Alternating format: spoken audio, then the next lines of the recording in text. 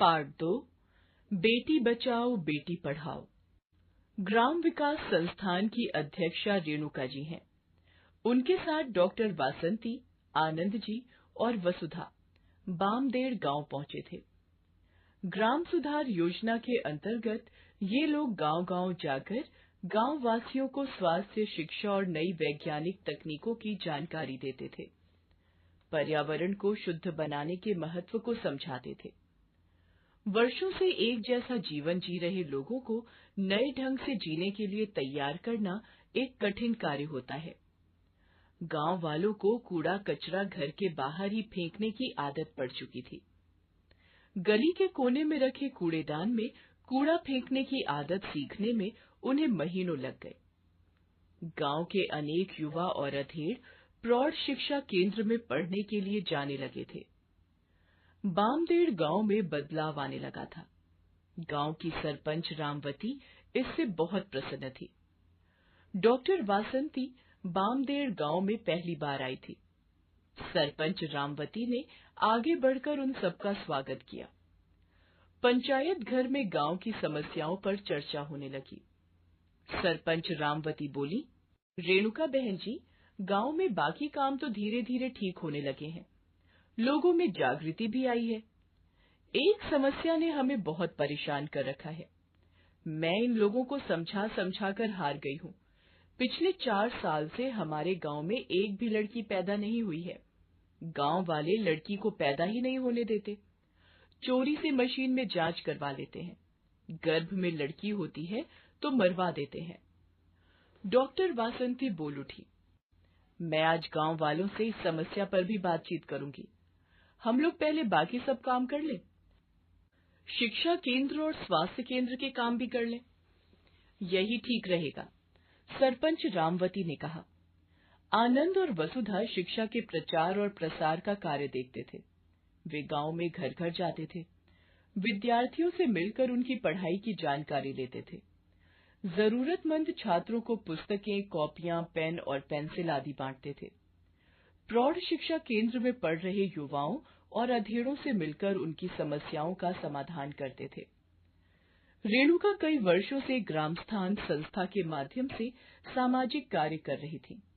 भारत सरकार की ओर से उनकी संस्था को पुरस्कृत किया गया था। उसी समारोह में डॉक्टर वासंती को भी सम्मानित किया गया था। रेणुका आश्चर्यचकित थी। इतनी कम उम्र में इतने कार्य करना आश्चर्य की बात ही तो थी। वह डॉक्टर वासंती से बहुत प्रभावित हुई। रेणुका ने डॉक्टर वासंती को अपनी संस्था का परिचय दिया और अपने साथ कार्य करने का आग्रह किया। रेणुका जी, आज गांव-गांव जाकर बालिकाओं की रक्षा करने की आवश्यकता है। यदि बालिकाओं को जन्म नहीं लेने दिया गया तो सामाजिक संतुलन बिगड़ जाएगा। आपकी संस्था बहुत अच्छा काम कर ही रही है। मुझे आपके साथ काम करके खुशी होगी।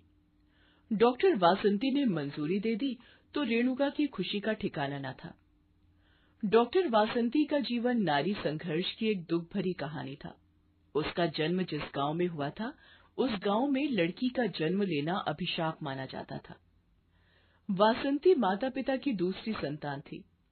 दूसरी लड़की के जन्म लेने पर गांव भर ने उसकी माता नारायणी को खूब कोसा। उसके पिता जगदीश को बुरा भला कहा। सरपंच राहुल ने तो हद कर दी। उसने घर आकर जगदीश को धमकाते हुए कहा, अरे जगदीश, तूने 2-2 लड़कियां पैदा करके हमारे गांव का नाम डुबो कर रख दिया।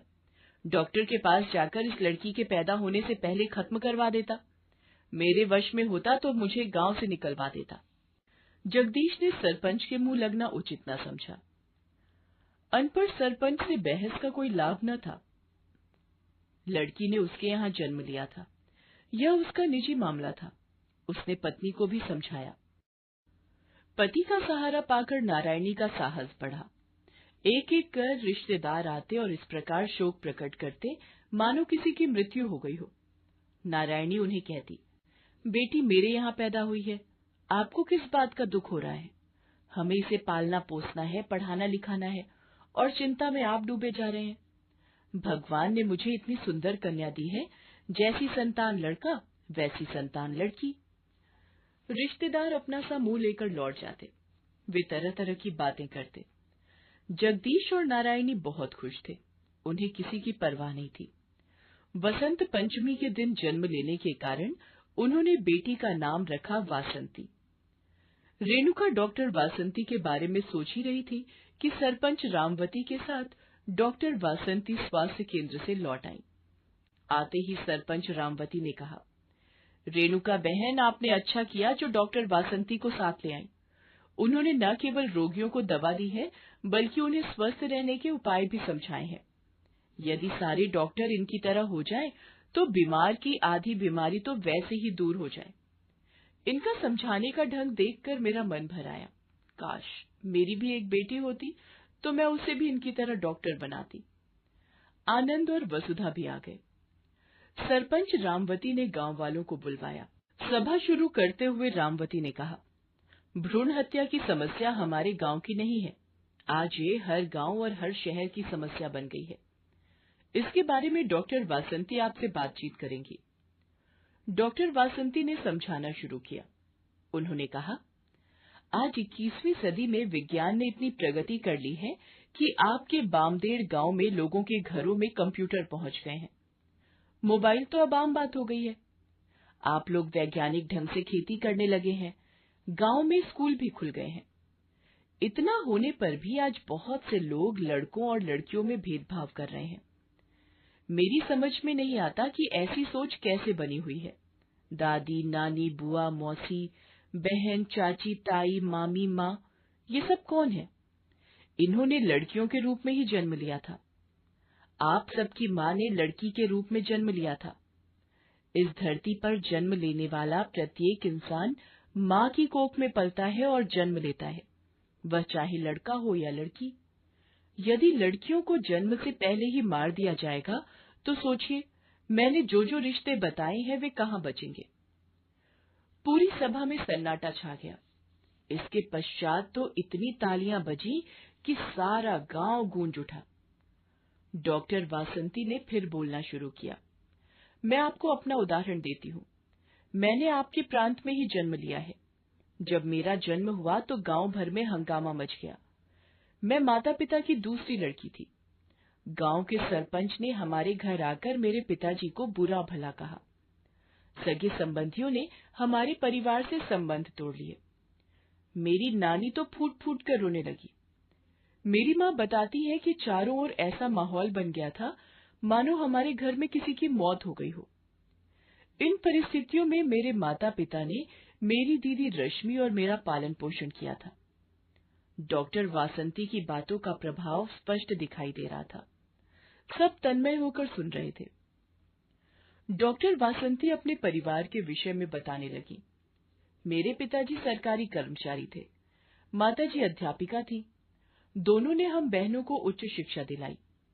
उन्होंने दिन रात एक करके हमें पढ़ाया।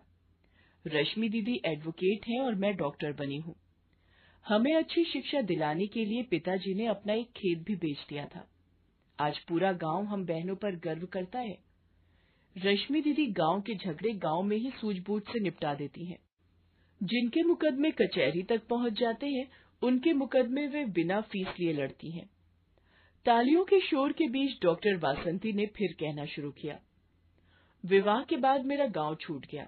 इसके बावजूद मैं सप्ताह में 2 दिन अपने गांव जाकर वहां मुफ्त में इलाज करती हूँ।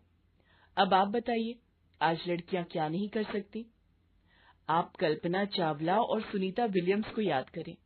वे कितनी बड़ी वैज्ञानिक बनी, अंतरिक्ष में खोज कार्य करने गई।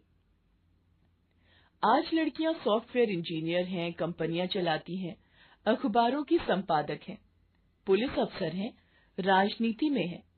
आपकी सरपंच भी तो एक महिला है। अचानक एक 9-10 वर्ष की लड़की उठी और कहने लगी, डॉक्टर जी, मैं भी पढ़कर आपकी तरह डॉक्टर बनना चाहती हूँ। मेरे माता पिता मुझे स्कूल ही नहीं भेजते। इतने में सभा में बैठे उस लड़की के पिता खड़े होकर कहने लगे, डॉक्टर जी, मैं अपनी भूल समझ गया हूँ। मैं अपनी बेटी को खूब पढ़ाऊंगा। सबने तालियां बजाई। डॉक्टर वासंती कहने लगी, मुझे पूरी आशा है कि आप सब अपनी अपनी बेटियों को पढ़ाएंगे। लड़कों को भी अवश्य पढ़ाएं।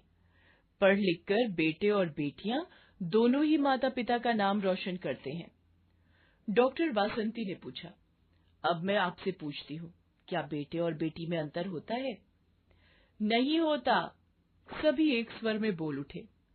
डॉक्टर वासंती बोली, जब नवरात्र आते हैं तब हम कन्याओं का कंजक के रूप में पूजन करते हैं। माँ दुर्गा के रूप में उनके चरण छूकर आशीर्वाद लेते हैं। क्या आप ऐसी कन्याओं की हत्या करने के विषय में सोच सकते हैं? गर्भ में कन्या की हत्या करना पाप ही नहीं, घोर अपराध है। आइए, आज मेरे साथ प्रतिज्ञा कीजिए, आपके गांव में कोई माता पिता भ्रूण हत्या नहीं करेगा। मेरी बात से जो सहमत हैं वे अपने हाथ ऊपर उठाएं। सबने हाथ ऊपर उठा दिए। अब आप खड़े होकर मेरे साथ प्रतिज्ञा करें। सब गांववासी खड़े हो गए और उन्होंने डॉक्टर वासंती के साथ मिलकर प्रतिज्ञा की। हम प्रतिज्ञा करते हैं, हम बेटे बेटी में अंतर नहीं करेंगे। हमारे गांव में कोई भ्रूण हत्या नहीं करेगा। हम लड़कों के साथ साथ लड़कियों को भी अवश्य पढ़ाएंगे। डॉक्टर वासंती के कानों में देर तक गांव वासियों की आवाज गूंजती रही। उन्हें लगा गांव में नया सूर्योदय हो रहा था।